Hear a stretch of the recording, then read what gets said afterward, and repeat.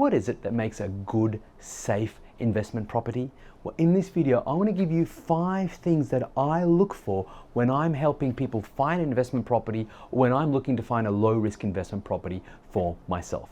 Number 1, I want to ensure that we're buying in a market that's very, very easy to get your property rented. I'm looking for markets with low vacancy factors. I'm looking for markets with a very high tenant demand, because it doesn't matter how good you think the area is going to perform. If you can't get the property rented, or if you've got to drop your rent, your property investing strategies are going to go pear-shaped. So I'm looking to see the vacancy factor first and foremost and ensure that you can get your property easily rented. Then number 2, I want to ensure that you're buying a property that has high owner-occupier appeal. Why? Because a lot of people say, well, wouldn't I just buy a cheap investment property, Nero, because I'm just renting it out? Yes, you are, but there's 2 things here to consider. Number 1, if you buy a better quality property that has high owner-occupier appeal, it's going to be easier for you to rent. But secondly, you may decide that you want to rent, or rather sell your property in the future.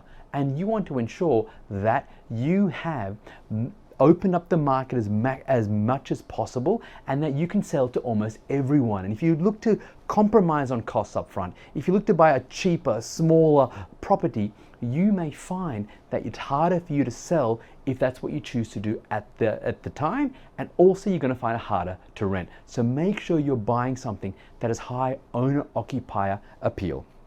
Then number 3, ensure that you're buying a property in a market where there's more demand than supply. Now, there's 2 ways to do that. Number 1, you might buy in a small suburb where land is very, very tight, and so it's very hard to get properties. That's one way to look at it. Another way to look at it is to buy in an area where, sure, they're building a lot because there's lots of people moving in there. However, they're nowhere near building enough properties for the number of people that are moving into an area. For example, an area that I recently helped a client find a property in, they are building 20% under what the market needs for that particular market. In other words, every month there's 20% more people looking for property to buy and rent than there are new properties available. There's a huge undersupply, so it's a great area to be buying in. We're seeing prices rise. In fact, this particular area has been one of the strongest performing markets in all of Australia over the last 12 months. So certainly, when you can look at areas where there's more demand than supply, you're giving yourself the best chance of capital growth going forwards. And then number 4, I want to see lifestyle drivers. See, I don't want to be buying in an area where it's this property but there's nothing else. I want to look at things like schools, childcare centres, are there shops in the areas? What about access to the hospital? I also want to see what about cafes and those sorts of things. Why? Because I want the area to be nice. Because ultimately what you want is people to live in your property longer term. And as good as your property might be, if the area you're buying in doesn't have those key lifestyle drivers, you're going to struggle to keep your tenants long term. So look for lifestyle drivers. One of my key little tricks that I look at when I'm looking to buy property to help get longer term tenancies is that I buy properties that are within about a 5-kilometer radius away from some really good schools. Why? Because if I can get a young family renting out my property and they've got their kids going to local schools, they're not going to move for a number of years. Right? I've had tenants who've stayed in my properties for 6 years or even 8 years until both their kids have gone through school. So certainly look for those key lifestyle drivers.